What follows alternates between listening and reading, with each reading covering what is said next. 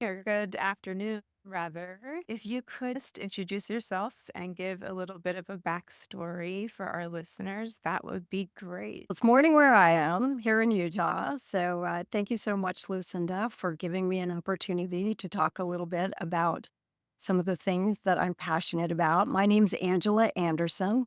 I'm a certified nurse midwife, and I work clinically at Intermountain Health, which is a healthcare system that encompasses several states these days.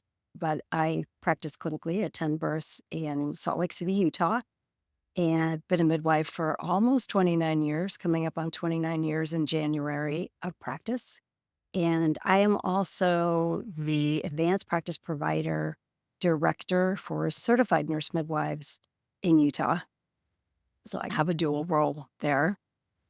I became passionate about birth as a child. I grew up on a little hobby sheep farm in Ohio and just was surrounded by birth in the lambing season in particular. And so knew all my whole life that I really wanted to become involved with birth, and then ended up coming to midwifery in a different way instead of choosing the traditional obstetrical. But it's been a wonderful career, and I've really enjoyed my years of caring for women and families. And I do want to just acknowledge really quickly that not all people who give birth or choose to parent identify as women or mothers. But for our conversation today, I'll use these terms and out of disrespect to people who feel differently. Of course. Thanks for saying that. Can you explain did you say midwifery? Did you Yes. say? Okay. Midwifery. So, midwifery or midwives, the midwifery model is really centered on the beliefs that pregnancy and birth are normal life processes and should be treated as such, with respect for the woman's autonomy and preferences. And midwifery really doesn't just focus on pregnancy and birth completely. We actually treat women across the lifespan, which includes during the teen years and all the way through menopause. But I think for the article that I wrote, we were really talking about improvements and innovations in the childbirth space. Yes. And I appreciate you so much. Just not only did you come forward and respond to these questions, but I was really blown away, not only by your years of experience, but the research, the field research that you've conducted, and then the action that you've taken based upon that. Thank you. You're very kind. This interview or the article that I wrote in Authority Magazine, we wrote together, really gave me such a wonderful opportunity to talk about all the things I'm passionate about. I felt like it was tailor made for me, which was fantastic. Apart from my clinical work and my administrative work, I'm also our perinatal quality collaborative board chair, which is the Utah Women and Newborns Quality Collaborative, which we fondly refer to as UWINC. It was a cute little acronym, and I've been the board chair since 2013. And we just have this incredible group of dedicated volunteers, providers, and Department of Health folks, or no, it's Health and Human Services, nursing staff, all across the board who are really engaged in working on improving outcomes in our state. And being able to mesh that with the clinical care that I do has just been such a satisfying place to be in my career. Some of the clinical research that I'd done personally was we ran a water birth study at Intermountain Medical Center, which is my primary place of practice from, I think it was 2013 to 2017, because we've been a little bit behind in accepting water birth as a practice in the United States, where definitely other countries, the UK in particular, and Scandinavia have really appreciated that water births can be a nice offering, especially for low risk women. And we knew from focus groups with our patients throughout the Intermountain Health System that they were interested in this, and they were interested in this in the safety net of the hospital setting, where out of hospital birth is actually pretty prevalent in Utah. We tend to be one of the top 5 states for women choosing to give birth outside of the hospital. But we were hearing from our patients that they would like to have this option within the hospital as well. So we ran a study for those years and really were able to show that we could provide this service in a safe way for both moms and babies, and that we really had high satisfaction. Then the pandemic hit, and we had a little bit of a step back to try to implement this as a regular service. But we are now offering this as a regular service in one hospital, with plans to expand to other hospitals. And I think that was a really nice example of how we took what women and families were telling us and then applied more of a research eye to it and being able to show that we could do this in a safe way. To me, at least, and many of my friends and colleagues, that is almost like unheard of, really. And that's interesting about water births being more widely used or normalized in the UK. It seems like using nitrous oxide during Uh-huh. births is also more of an overseas practice. Some the kind of the hallmarks of the patient-centered choices we're offering. Water birth is one, but which is still being rolled out to different hospitals in our system. But nitrous as an offering for labor is in several of our hospitals now. It's a nice adjunct for relaxation and relief during labor. We also have family centered cesareans, which is when someone needs a cesarean birth, and as long as mom and baby are doing well, we hand the baby over the surgical drape right to do skin to skin with mom in the operating room. And so the cord is draped over that surgical drape to do that delayed cord clamping, which we know improves outcomes for babies. And it's just keeps this moment as a family moment, as opposed to the long tradition of us cutting the cord quickly and handing the baby off to a resuscitation team. And the baby comes back to the mom and family who are in the operating room. But this keeps it more family centered. And people who experience this, and especially if they had experienced cesareans in the more traditional way, have just raved about what a difference it is to really feel like they have that moment of skin to skin while the delayed cord clamping is happening. And we've been able to show that we're able to maintain sterile technique and the risk of infection hasn't increased by us doing that. And that's again, we're implementing this hospital by hospital. We have to assess where providers are engaged and wanting to do this. And then I think we can prove it in one place and then start to expand it to other places as people get comfortable with the ideas. I have to say that I have twins, are 17 months old. Are you getting any sleep? This time will pass. That's what I've heard. That's what I've heard. But yeah, I had a cesarean and I was high risk and Right. Twins is a complicated pregnancy and a complicated birth. Right. exactly. And I definitely did not have that skin to skin with either of them. And I Yeah, I'm sorry. thank you. I really just can't imagine the difference it would have made for me to have had that. Yeah. Yeah, it really is a lovely bonding moment. And of course, the things that have to be there are that mom needs to be doing well and babies need to be stable. So if the baby's preterm or there's something else happening, then we can't provide that. But hopefully, we're able to provide that in the future when mom and baby or babies are stabilized and catch up on that skin to skin time, maybe just with a little bit of a delay. For that to be prioritized or at least thought about, yeah, is so important. And I can't take credit for those. This kinda came from, different influence outside, but we just have such an incredible team of, OBGYNs, midwives, maternal fetal medicine, of course, our nursing staff, all working together to make these things, come to fruition.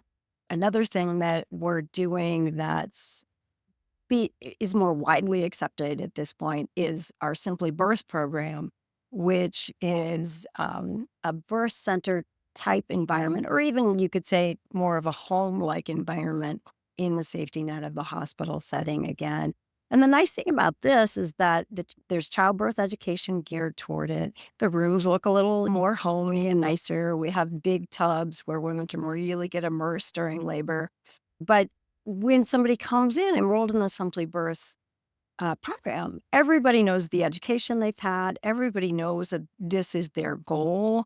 And so we're working together for this goal. And although, the midwifery model, for the most part, we give bedside labor support and we try to give that care anywhere. In the case of Simply Birth, everybody on the care team is aware of this is the goal. Now, sometimes in the middle of labor, a woman will decide, I'd like an epidural. I think I'm not going to pursue with this plan. Things change when you're in the middle of it. And that's okay too. We 100% support women in the choices that they're making in this space. And being in the hospital, you can pivot to that, right?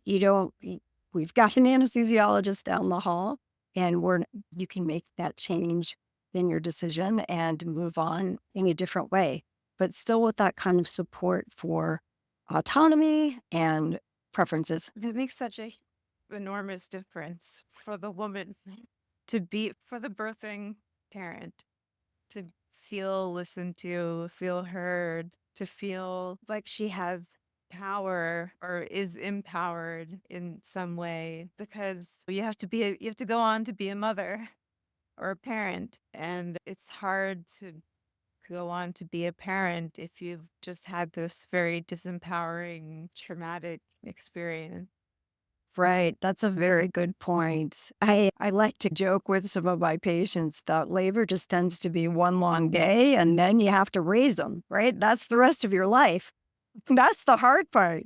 But everybody remembers their birth stories. I can think of so many births that I've attended where there have been grandmothers and even great grandmothers in the room. And during the process of the labor, people share their birth stories. 80-year-old women are sharing their birth stories. It stays with them forever. And I feel like we are lucky and honored as providers who work in this space to be invited to one of the most intimate events of a woman's life, of a family's life. And we need to treat that as sacred. And we need to be sure that they are listened to and respected, and that we engage in shared decision making as opposed to telling people, what they need to do and how they need to be. And sometimes people make choices that we as medical providers feel uncomfortable with or don't feel is medically safe, depending on the situation that's happening. But truly, if we are giving people the information to make those decisions, the decisions are theirs to make. A lot of women perceive their birth as being traumatic, and that's even when things go well. And I think listening to women and respecting women and engaging in shared decision making makes a huge decrease in that perception of the birth as traumatic. And if somebody does experience their birth as traumatic, then we really need to try to help them process that and debrief if something happened, if they have a hemorrhage or something was scary in the birth, we need to sit down and talk to them, debrief what happened, bring their family, and give people resources to cope with that. Because it's a tremendous event. And as I said, people remember their birth stories forever. And we want to try to make them as positive as possible. I just respect and admire you so much. And You're so sweet. Thank you.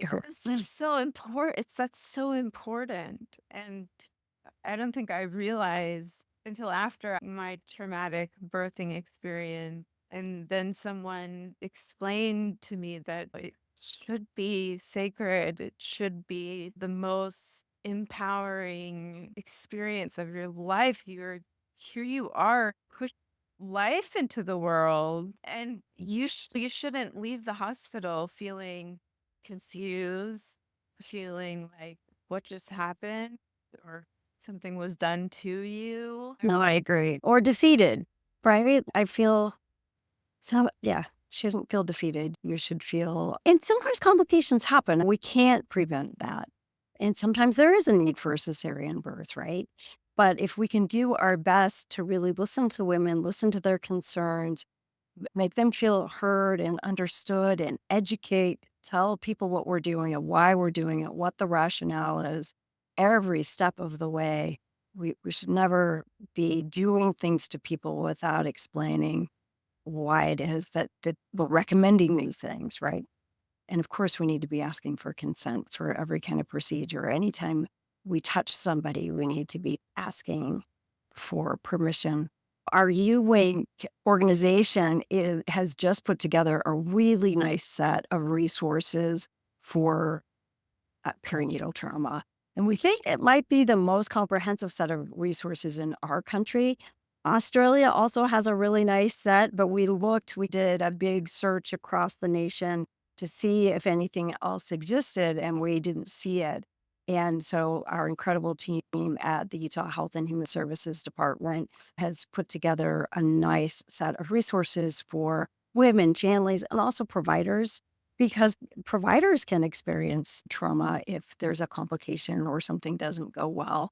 So it's available on our UWing website. Anybody can access it and use it, but we're really excited to be able to have those resources to offer to people.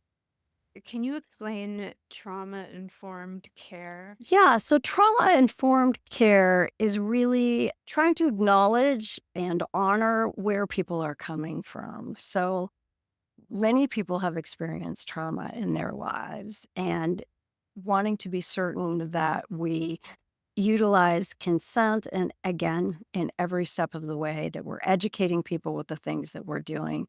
And that if we have the ability to screen for like childhood adverse events, that we can, or also if there's been any history of intimate partner violence or any kind of traumatic event. Sometimes people just come in with, my first pelvic exam was terrifying to me and painful. And because they had that experience, now every time they come into the space where they might need to have a pap smear or a pelvic exam, they feel frightened and really honestly terrified of what the next steps are. So doing what we can to give the control back to the person, and even if they haven't had this experience, and I think we want to treat everybody as though they may have had this experience and explain what we're doing.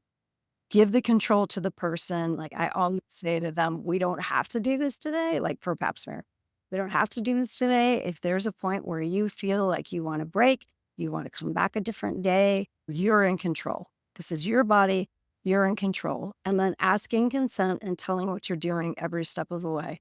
I ask permission to lift the drape. I ask permission to touch their leg, and then to go on to touch the vulva before we go on to the other procedures in that way. And I think that just needs to be across the board. Like when we take a blood pressure, ask permission before you touch someone and tell them what the rationale is.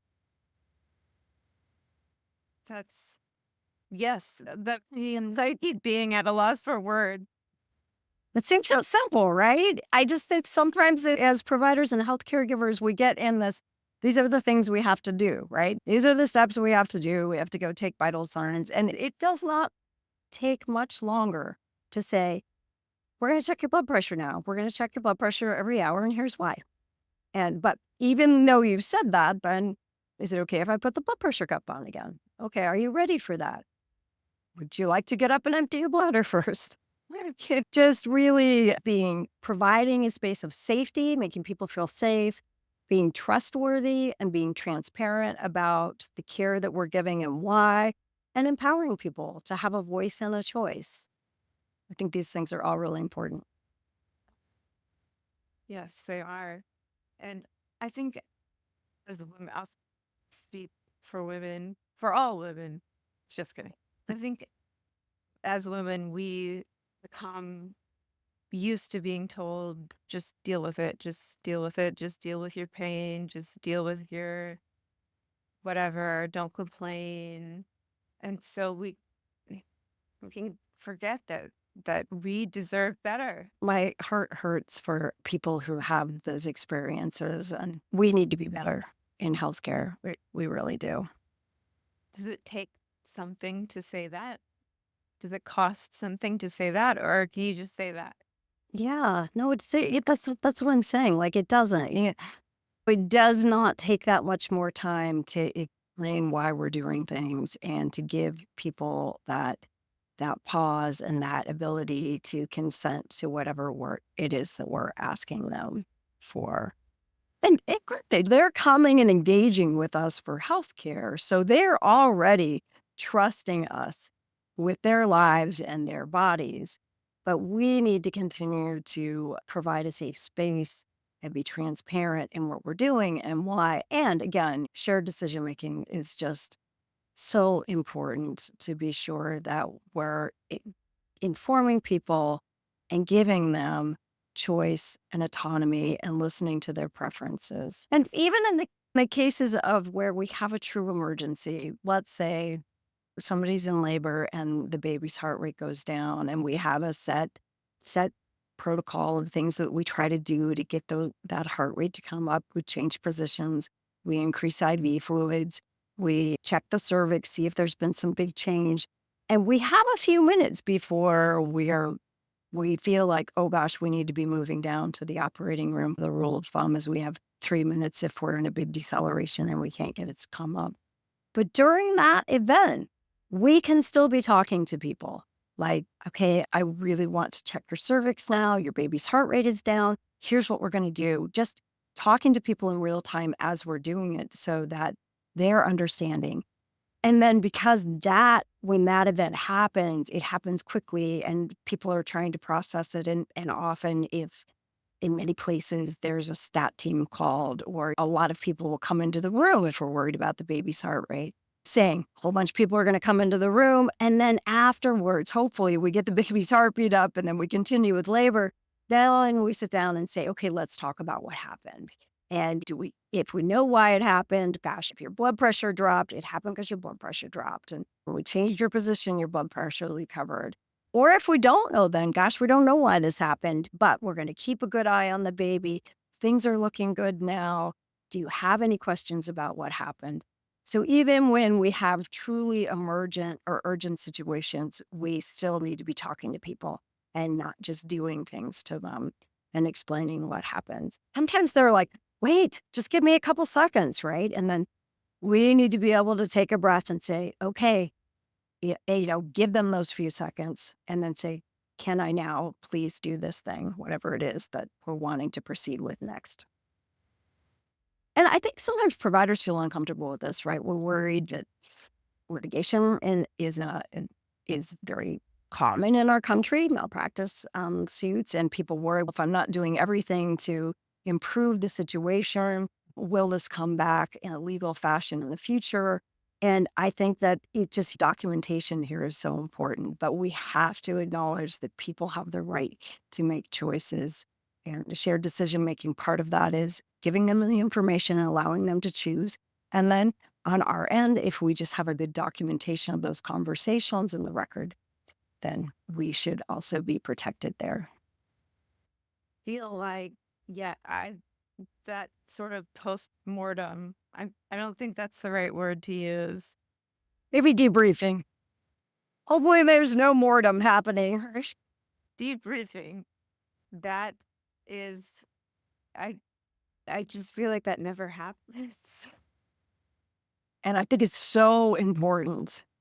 And in fact, I tell people if I'm there for their birth, and we have a practice where we're a group practice. We have a commitment to bedside labor support, but they don't necessarily know which midwife is going to be with them in labor. But I'm with somebody and something happens in birth, and I'm like, please schedule your postpartum visit with me so we can go through this again.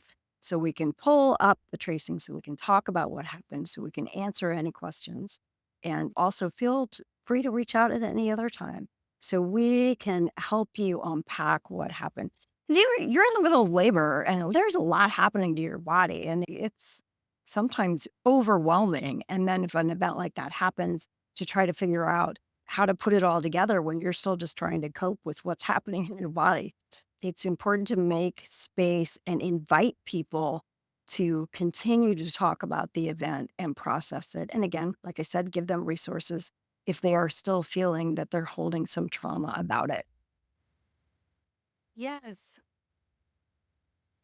you have to know the information. You have to know what happened, even if it's upsetting, it's hard to hear, it's painful. You need that information, and it's harder to understand it or know what to do with it if you're, I guess I'm talking about with my babies, really, like what exactly happened at birth. And no one ever explained it to me. So I have records, but this sentence doesn't necessarily make a whole lot of sense to me. Medical jargon. Yes. Yeah. So I know like the important things that I've had to take action on, but still don't know like completely. And I thought like maybe I don't want to know, but I need to know. That's the information you need to know. And it would have been, it's nice to have that continuum. There for you personally, there may be an opportunity to reach out to your provider and say, "I really still have some lingering questions, and could we make an appointment to sit down and talk about these things?" That might be something that you could consider. There are times that I will see somebody after the birth and they will tell me that they felt traumatized by a specific part of it. And I'm surprised because in my mind, I was there and everything seemed like it went great. And they have a healthy baby and everything went well. And I have to acknowledge that this is the person's experience, right? It isn't how I thought it went, it's how they perceived the event. And if that event, even if it was medically perfect and everybody's healthy and happy and goes right home from the hospital, we have to acknowledge that's their experience, which can be hard to do as a provider because you can feel it can make you feel a little bit defensive. Gosh, I did everything great. What are we talking about here? But that's not when it comes to perinatal trauma. It's not my lens, it's the woman's lens. That's important. We're spending a lot of time doing trainings on respectful maternity care. And as I said, getting these perinatal trauma resources out to people so that they know that it's there. And also just giving them the information of just how common it is for people to express that they felt traumatized by their birth. It was much more common than I expected and was sobering, really, that this is almost more it's more common than you would think. So trying to really, in our state, trying to really communicate this to all interested parties, the women in family, the providers who give care, nursing staff. We've been doing some training in the individual hospitals for nurses about respectful maternity care. And we've just had incredible feedback from the nurses of how this really opened their eyes and they never thought about the things that they were doing as necessarily traumatizing. And it really is that simple stuff I was referring to before. Coming in and just taking a blood pressure without saying why you're doing it, or telling somebody or making somebody feel like they can't move because we're having a hard time picking up the fetal heart rate. And then the woman feels like, oh, I can't move because I don't want, she can't get the baby. And then they are just spending this entire time in one frozen position that is uncomfortable. So then just we've received so much positive feedback from the nurses who have been part of this training. And wow, this really opened my eyes to how I could be perceived. And I can make some small changes to be part of a team with this woman, as opposed to being the person who comes in and does things to them. Yes. That's been very gratifying. I haven't been able to participate in that part of it personally, but I know that our leagues who have just said that it's been, people have been in tears all around it, just how powerful and meaningful it's been. That's such important work. It's such important work. Agreed. Agreed. Yes. Wow. I just can't thank you enough. I'm given so much hope and encouragement. The movie Barbie. Of course. And dressed in a Barbie costume when I went to see it. You're like the women's rights, childbirth with Barbie. You're far too kind. But yeah, that The best movie was movie ever. amazing, right? What a wonderful, empowering movie. Yeah. And the big monologue speech really talks about you were speaking to before about how there's so many expectations placed on women. And Yes. you know, I appreciate you so much giving me this time to get on my soapbox and just talk about all the things I feel so passionate about. I really appreciate it. Oh, I appreciate you so much. Thank you so much.